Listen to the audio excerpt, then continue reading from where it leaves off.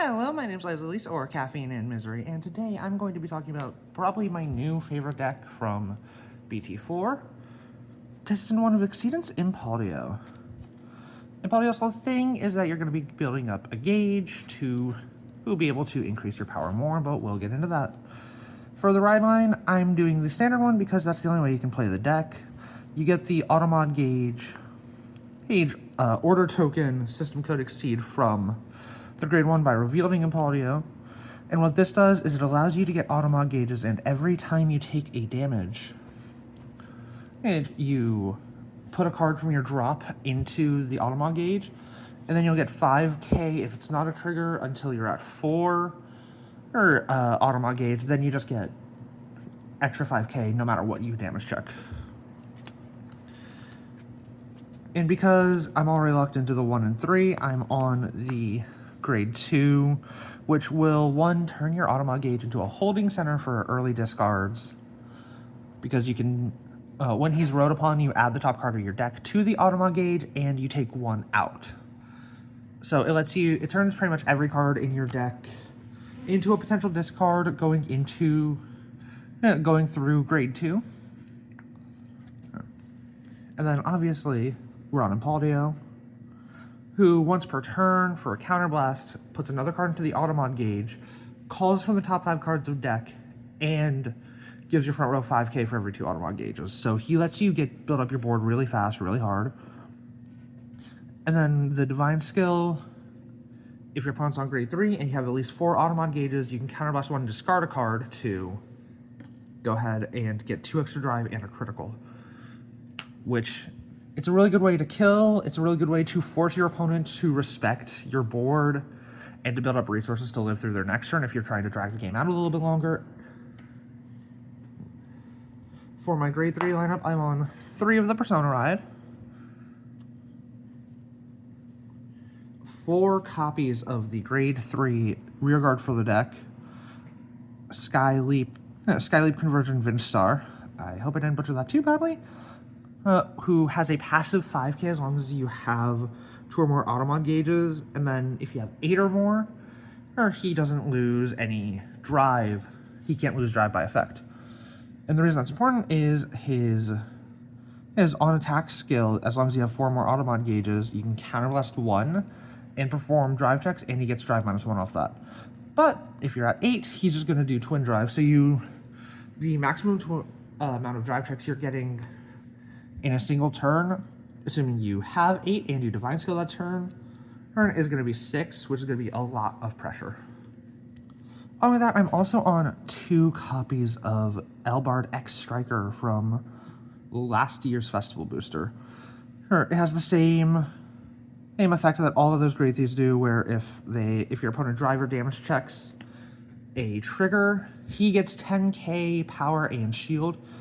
And what his unique ability is that for 1 Soul Blast, he becomes a grade 3 booster with 15k, so he's a Bastion unit in Brant Gate, we just go with it. And then along with that, by removing an over-trigger from your drop up from the game, he gets the skill that your entire front row gets 5k power. So he's... the only reason he's at 2 is because I'm also on 1 copy of Forbidal Surrogate, which, when you play it, it is going to call 2 grade 3s with different names from deck, so it makes sure that you have access to Elbard and Vindstiker. It's just an extra copy of both. For my grade 2 lineup, I'm on 4 copies of Panspermia, the Guncycler, so it's mainly for extra draw. It's the only thing in the deck that energy blasts, so you're going to be able to draw a lot of cards. And it can also be used to search out either Elbard or Vinstar on Persona Ride turns. I'm on 4 copies of Nebula Invoke Dragon, which is the deck's main grade 2 rearguard. It helps you build up your drop zone so that you have things to actually put into Automod gauge by Soul Blasting for cost, and it gets 5k, 15k if you have at least 5 Automod gauge, and then it's also a 15k or a 20k intercept when you have 4 more Automod. I'm also on 3 copies of Panther Dragon, and which, same thing, it's building up your drop zone. It's also letting you kind of filter your hand a little more. It's just another early beater. And lastly, I'm on the single copy of Fluctuate Buster Barrage. I can't talk, I'm sorry. And I'm only on one because I just happen to have the 1 extra flex spot open in the deck. What this does is it calls 2 grade 2 or graders from drop, puts them to guard, and gives the unit being attacked an extra 10k power. So assuming you're able to call both Elbard and Nebula Invoke, that's an extra 40k guard right there. For the grade 1 lineup, I'm on 4 copies of Baldreed, the grade 1 from set 2. The first effect to get extra power doesn't matter in this build because the only card in the order zone is going to be the system code Exceed. But it's the second effect that's more important to, at the end of the battle, it boosts, go to Soul and check the top 5 for a grade 2 or greater unit. Your main combo pieces are going to be your Nebula Invokes, your Vinstars, your Elbard X Strikers, your Panspermias even. So this is letting you dig through and find them. I'm also on 4 copies of Detonation Mutant Bubble Mine. And that's mainly because the deck just it does a lot of counterblast. It doesn't seem like a lot because some turns you may only do Impauldios, but during the late game, you need to be seeing counterblast to make sure you're still using Impauldio skill, you're still using Vinstar, or to try and put in pressure. And then of course, for Sentinels, I am on the copy of Sanctitude.